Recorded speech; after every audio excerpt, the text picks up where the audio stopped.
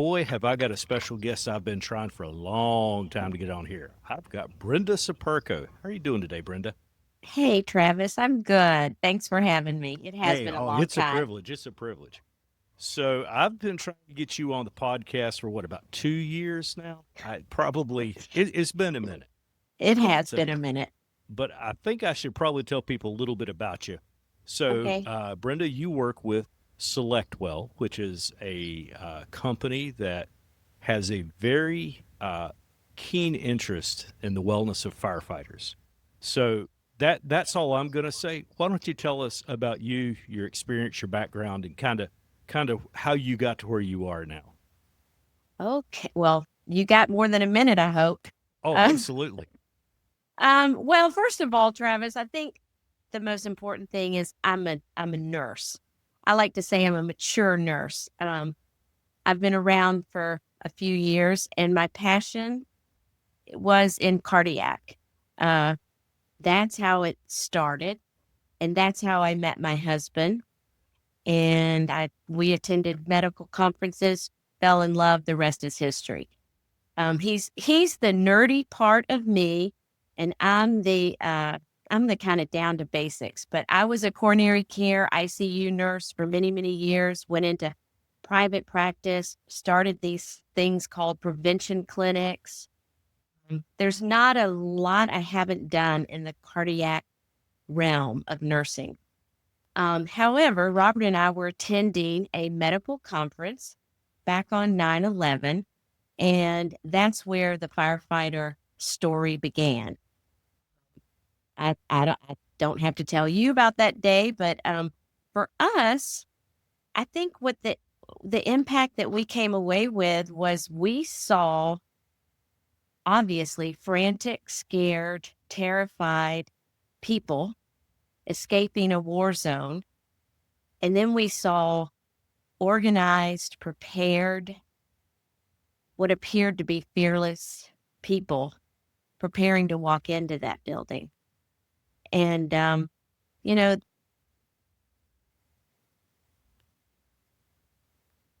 okay. Um,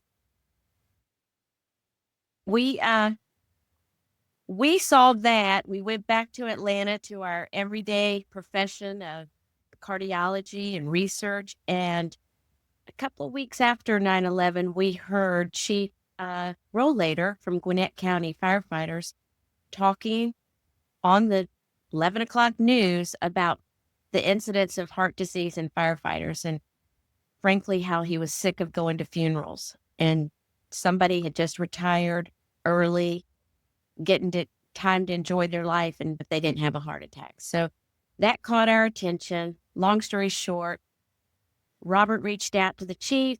We ended up writing a grant, FEMA funded, the heart disease prevention study in firefighters. So that was a little bit over a minute ago. Um, we have been advocating for firefighter heart disease prevention since then. I went to work for SelectWell about 3 or 4 years ago because they are a lab company. The parent company of what I do is a lab in North Carolina, Greensboro, North Carolina. And they gave Robert and I the opportunity to create a lab panel that we knew helped to identify a firefighter who was vulnerable for a heart attack, who was more at risk. It's not that firefighters have any more metabolic or inherited risk than, let's say, your next door neighbor. It's the mechanics of what firefighters do combined with the metabolics that you may or may not have that makes you more vulnerable. And we believe, both of us do, that heart attacks don't have to happen. You don't have to have a sudden heart attack. You could find out you're at risk or you have heart disease, and you could get checked out and get on the right track. And so that's kind of where we are. SelectWell gave us the opportunity. We ran with it, and great people like Vaughn McAfee, who Melissa. We've got sales reps across the U.S. that among other things, promote the firefighter program. Well, I can speak personally. I know the department that I work for professionally, we utilize Select Well. I think we might have been one of the first ones in the state to start using it. And the heart panel Or is truly cutting edge, in my opinion, in my layman's opinion about it, because I know that you guys not only can test for markers, cholesterol, all that fun stuff, but you can also talk to me about what the problems are.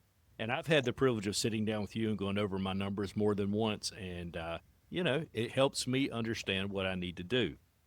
But I guess one of the big things, people talk about wellness in the fire service.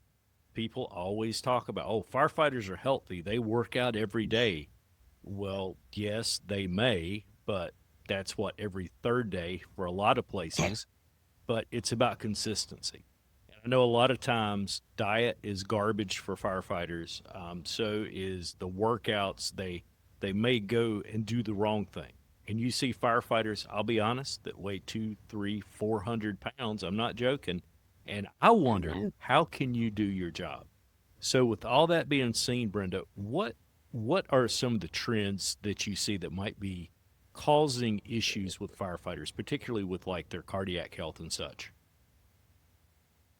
Well, Travis, if I could start even before their cardiac health, I think one of the trends and one of the things I've learned about firefighters after talking one on one to firefighters about their labs and their heart health, too many of you don't have a dang doctor.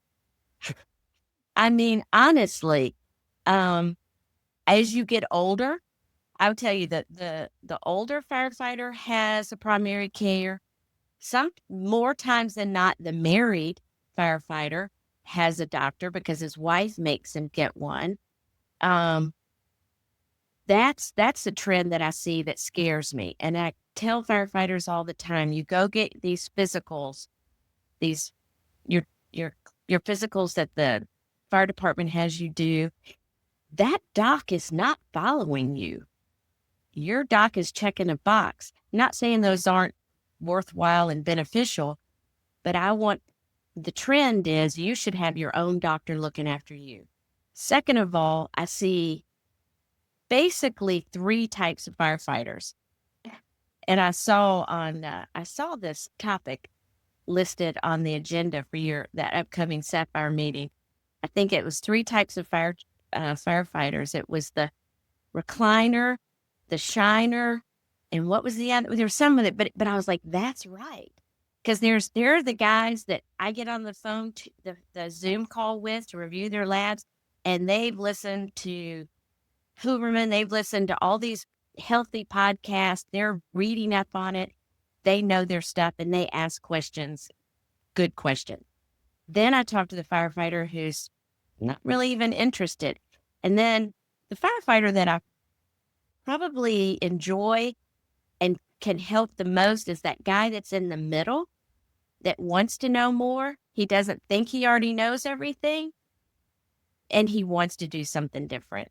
And so I think so when you put those categories, then obesity is a problem in the fire community.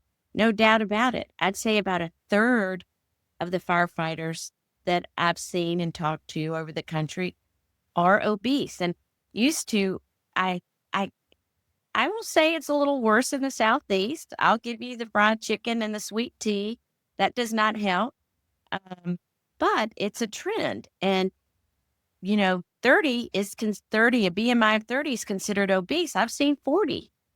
And now it's kind of like getting to where 30 is kind of normal. And it's not healthy. Well, it's very interesting when I talk to firefighters, not just where I work, but around the state. It's interesting to see the wide range of interest in health. You have some that they're in the gym every day, they watch what they eat. Then you've got some that are a little over the top. They will whatever supplements new, whatever new diet, keto, carnivore, all these different things come out. And some of the people care way too much to the point that it's detrimental. Then you have those that don't care to the point that it's detrimental. And I've talked to uh, guys that don't even know where to start. And I think when you get that understanding of where you are in your career, how old are you? Are you old like me, or are you a young guy that's only been doing it for a year or two? That kind of helps you get the square point. Now, I know, or get square with the point. I know in my personal case, and I don't mind talking about it a little bit, I know that as soon as I got the understanding of what I was facing, my sugar was high, my stress was high, everything was bad. Well, the Scared Straight program that you guys gave me, not in a bad way, caused me, I've lost about 20 pounds because of it. Um, Hey. I'm eating better. I still, my cholesterol is still a little bit of a concern, working on that. But I saw the need to make the change, and you guys gave me the confidence to make the change. And, I'm still working at it. And I think that's something that is underutilized a lot of times. People look at their NFPA physical as, oh man, I just got to go, see how strong I am, see how long I can plank. They don't think about the other part of how the blood work and the testing and the prevention phase of it is just as important, if not important, with the condition that you're actually. And Travis, one thing that I want to point out is you see these overweight, unhealthy firefighters, maybe the guys that are eating the junk and not working out. And then you see your fit guys, doesn't always match up metabolically. I would like to say that it's that easy to say, yeah, you're overweight, you're out of shape, you're at risk for a heart attack. But you'd be surprised at the fit people that think they may be doing everything right, but they're still at risk. That's called genetics. And that's a big part of the story that we weave in when we talk to firefighters. And that's what our tests help identify. It's not, yeah, there's a connection between LDL cholesterol, uh, insulin resistance, elevated blood sugar, what you eat, your BMI. Are those all risk factors? Absolutely. But don't kid yourself. I mean, that's kind of what got me started was when I was in Atlanta, I was a CCU nurse um, in the coronary care unit on 4th of July. And I kid you not, well, time I was 25 years old, so I thought 40 was over the hill. I saw a 40-year-old lean runner have a massive MI. And when he brought into the unit, I've never gotten that image out of my mind because he was lean. He was young. I kind of thought he was old, but he really was young. And come to find out, he survived his MI. For him, it was all genetics. And he thought he could beat it by running. And the fact of the matter, he probably beat having an earlier MI, and he probably beat death from his first MI because he was in shape. But you wouldn't have looked at him and thought he had problems. So, if we are genetically predisposed for cardiac issues, whether it be diabetes, I know if you go to the doctor, they ask, "Hey, do you have a family history of?" Mhm. If we have that and we are in the fire service, are we condemned to suffer, or is there a way that we can, if not fix it, at least work with it? Well, first of all, if you have a family history, it's a 50-50 crapshoot because you get one gene from mom, one gene from dad. If you get a bad gene from mom and a bad gene from dad, you're kind of you kind of got it. But if mom gave you a good gene and dad gave you a good gene, you might have beat that bullet. Robert and I used to run a family heart disease clinic, and we did phenotypes and genotypes. Genotypes is when I look at your DNA. Phenotypes is when I look at your LDL. And we took all that information, and let's say dad was in the CCU and had a heart attack. We looked at his kids, his adult kids. I like to stress out. I don't like to do small children. Not, they're important, but not my deal. But it's interesting to see when you look at three siblings from the exact same parents and dad had a heart attack, you're going to find most likely one of those that looks just like their dad. And that's the person that you start putting the preventative efforts on earlier, and that you're not doomed, but you're sure as heck the one that better not start using tobacco. Watch your blood pressure, watch your weight. That's what I see in the fire service too, is some denial. The use of tobacco is, I was shocked. I mean, they don't smoke, they don't light a match to their face and light a cigarette, but they use Zen patches. They use tobacco products. Yep. And tobacco products are bad for your heart. Another thing they do, which I'm still working through, with the carnivore diet. Right. That fat is not the bad, evil guy, but being on a high saturated fat 24/7, you're bathing your arteries in it. Um, I'll have a good steak myself. I'm not opposed to red meat, but I'm opposed to that firefighter that eats bacon, sausage, hamburger meat every day. And he's doing it to keep his weight down and to look good, but he's a mess metabolically inside. So when you get a negative metabolic panel back, Hmm. apart from the genetics, how long does it typically take to kind of turn the ship around, so to speak, to kind of get it moving in the right direction? Is it something that can be done in 6 months, or is it something that might take 5 years? I like the 3 to 6 month window. I really, if you haven't gotten on the train by 3 months and you're making progress, then you've got to start right then and there. But that 6 month window, that's a good time to be able to see, did the lifestyle make my numbers get better? Did that walking every day or lifting weights or swimming, did me switching from all those trans fats? I mean, a lot of people don't even, that's something when we talk to firefighters, they don't know the difference between a trans fat and a saturated fat. They don't know the difference. They think all meat is, maybe they think that's equally bad. Well, a lot of firefighters eat venison. That's a very low fat meat. Um, so I think 6 months to kind of get your diet on track. And then even if it is genetics, Travis, there's things you can do. We talk about LP little a lot. That's one of the things we test for. And if you've got that, yeah, that's a significant risk factor, but it doesn't mean you're doomed.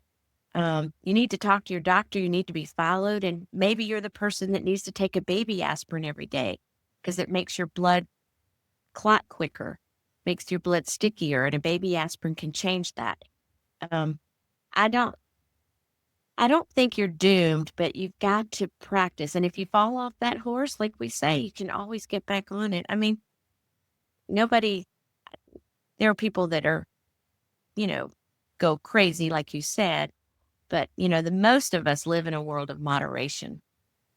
Well, or at least we try to. But I know somebody, if they've never had the physical that SelectWell provides, along with your other partners, it is very in depth. In fact, I may be wrong, but I think I counted 8 vials of blood that were pulled from me last time we did our physical with y'all. I'm not trying to scare anybody, Yeah. but when you pull that, that's a big number at the end of the day compared to some of the other draws that I've had. But the value of the information I personally got from that was huge. I can't even begin to talk about the value of it. But when you do the prevention, the blood work and the panel, I'm going to take a minute and talk about the other things that go with that. For example, Truman, we've had Hmm. him on the podcast before with the ultrasound. He was able to look at my heart and see the physical structure of the heart. Was there anything wrong with it, with the valves and things like that?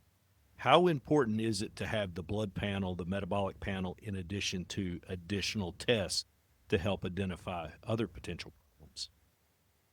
That's a great question. And I want to back up a little bit because when you're doing just my heart our heart panel at Select Well. That's 3 tubes of blood. I think what you're referring to is when Health Fit Clinic and Dr. McCarthy, they came on site to do your NFPAs. And I can't recall if your department did the PFAS or if y'all were doing the quantiferon, hepatitis. We do all those tests. We're a lab, so we can do all that. So yeah, that can be a lot of blood draw. If you're just doing the heart health, it's three tubes of blood. Megan, let me just say a word about, you mentioned Truman, and we met Truman through Dr. McCarthy. Robert and I have known Megan McCarthy for 15, 20 years. Robert and I gave a lecture out in Phoenix right after we did the FEMA study, and she was a nurse in the audience. And we talked about firefighters, and she lit up like a light bulb and said, "This is what I want to do." She now works for Vincier in Phoenix, where they have a spectacular center for firefighters. So anyway, that's Megan, and she does a physical unlike most of your NFA providers.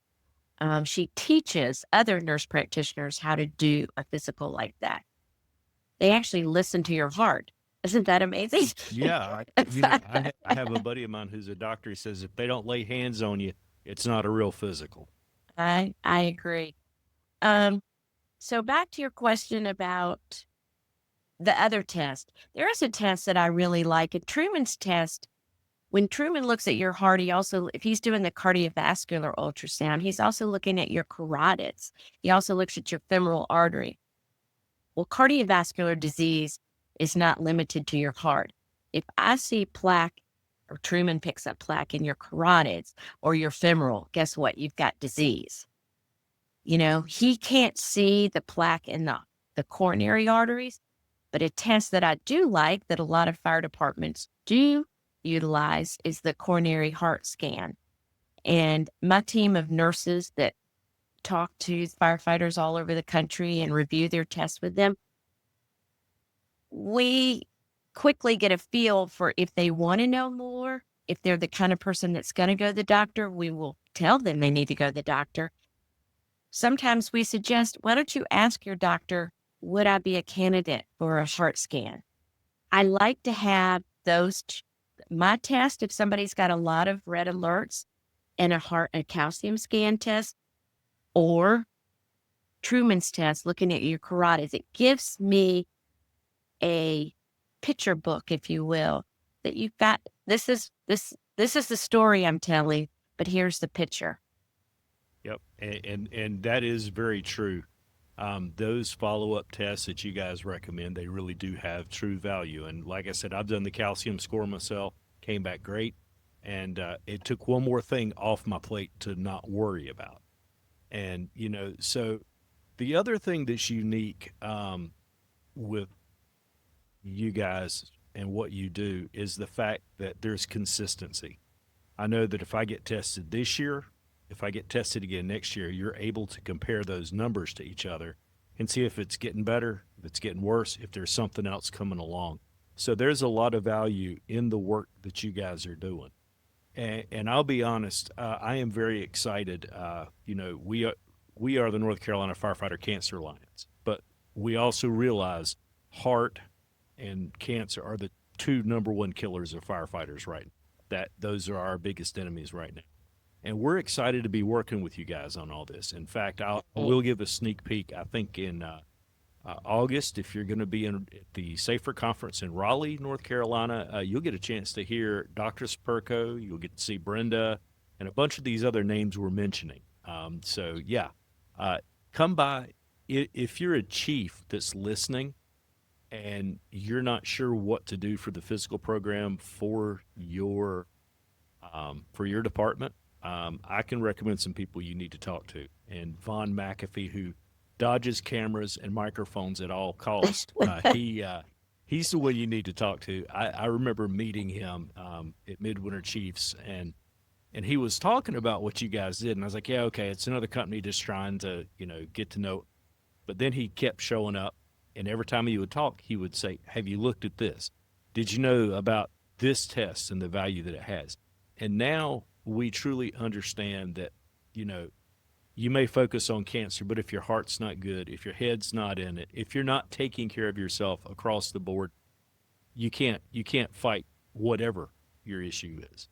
And so overall wellness is something that I think that you guys are really promoting. I know cardiac is your sweet spot, but you guys really do help us look at our diets, look at our exercise, and make sure we're looking in the right direction.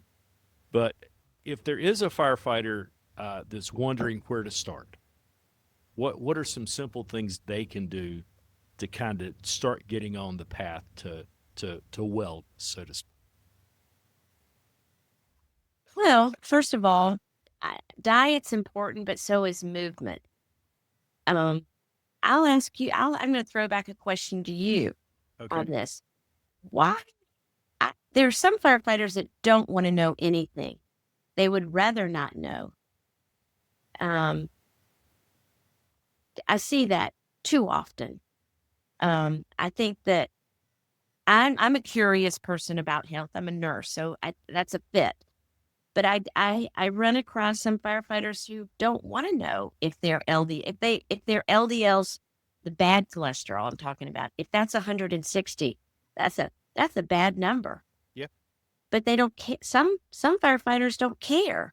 Well, some public people don't care either. So I can't say that. But I don't know. I just feel like firefighters have seen heart attacks. They've seen that wife standing over her husband that just had a massive MI and heard her say, well, he didn't have heart disease. And guess what? Yeah, he did.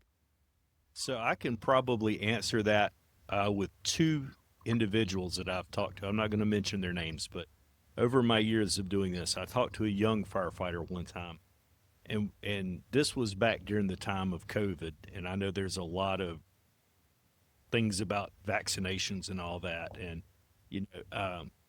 we were talking about just health in general during that time when everybody was so focused on, am I going to get it, can I get it, before we knew anything. And his whole thing was, oh, I don't care if I get something and I die, that's just, I guess, money for my family. So he kind of had that whatever attitude about it. And Absolutely. then I've talked to old crusty firefighters that are grumpy, and their whole thing is, I go, I fix stuff, I do my job, I go home. And they really don't want to be thinking about mortality outside of their time on the truck, if that makes any sense whatsoever. And so I've seen those two different extremes with it. And I think a lot of firefighters probably fall somewhere in between, but you have some that are, that, they just don't care because they don't want to see it anymore. And then there's some that, they have fake bravado. They act like they don't care, but you know, they just don't Deep know down what else to inside, they do. do. Well, I think the most important thing, and I hope this is what your takeaway has been from talking to my team, is that even if you only talk to us once, you're going to learn something. You're going to learn what an LDL cholesterol is. You're going to learn that there's different types of LDL. And the smaller and the more dense the LDL is, the more easily it gets inside your blood vessel wall. And that is stimulated by gaining body fat. Lose body fat, reduce your small dense LDL, lower your risk. Your LDL, your LDL number might be good, but what's that small dense LDL? What's that dangerous LDL? All this stuff goes back 50 years, and it's very academic. It's very scientifically proven. But what I like to do, and I've found a great team of nurses that love it just as much as I do, we like to weave that story and tell you that story. And hopefully, when you do gain 5 pounds or 10 pounds, you think about that and you say, God, that's 10 pounds. That's making my LDL more dangerous. So I think that everybody needs to understand this stuff. Firefighters, who doesn't love firefighters? I love firefighters. I've worked with professional athletes. I've worked with executives. I've worked with the general public. I've done it all. Um, Firefighters are worth my time and effort because they're damn good people 99% of the time that I've met. And I feel like the mechanics of being a firefighter. So maybe we'll do another podcast. I want to talk about the mechanics of being a firefighter and how that affects the metabolics, what's inside of you. What lights that, ignites that fire, what you're doing as a firefighter that your next door neighbor and his job's not doing. You two could have the exact same heart risk panel. Why are you on an average? An average male has his first MI at age 62. Average firefighter has his first MI at age 49. So why is that? That could be another podcast. You know what? I've been sitting here making notes as we're going along. I have a very long list of things. And if you're willing to come back, we're I am going to willing to pick your come brain and learn stuff. Now that I'm over this hurdle of how this all works, and I don't usually talk on Zoom with earphones, so this is fun. I'm getting into it. All right. So I'm going to ask all our listeners to do me a favor. If you can, go leave a comment on YouTube or our Instagram and let Brenda know that she is fine at podcasting and there's nothing to be scared of. So, uh, Brenda, thank you so much for your time talking with us today. So, if anybody wants to learn more about SelectWell, if they want to reach out to you guys, what's the easiest way to find you guys? Wow. I would, you know what? I don't think our website's the easiest way to find us. How about if I just say be Superko at selectwell.com? Okay, very good. And we'll put that in the show notes and we'll put a link to I, SelectWell. I don't mind responding and passing on emails. So give me a shout over email and I'll help direct you. I know you will. You've got a big heart. You help firefighters all the time. And everybody that works with you is awesome. And like I said, I met you guys through Vaughn McAfee that we will get on the show eventually. You guys are great and you do fine work. We're not sponsored by SelectWell. I'm just telling you from my personal experience what really is the truth. The NFPA physicals and all of this screening doesn't have to feel like it's painful. Learn something, take something away from. And Brenda, thank you again for taking time to talk with us. And we're going to have you back real soon. That's As we Travis. always say here on All Clear, light your fire within.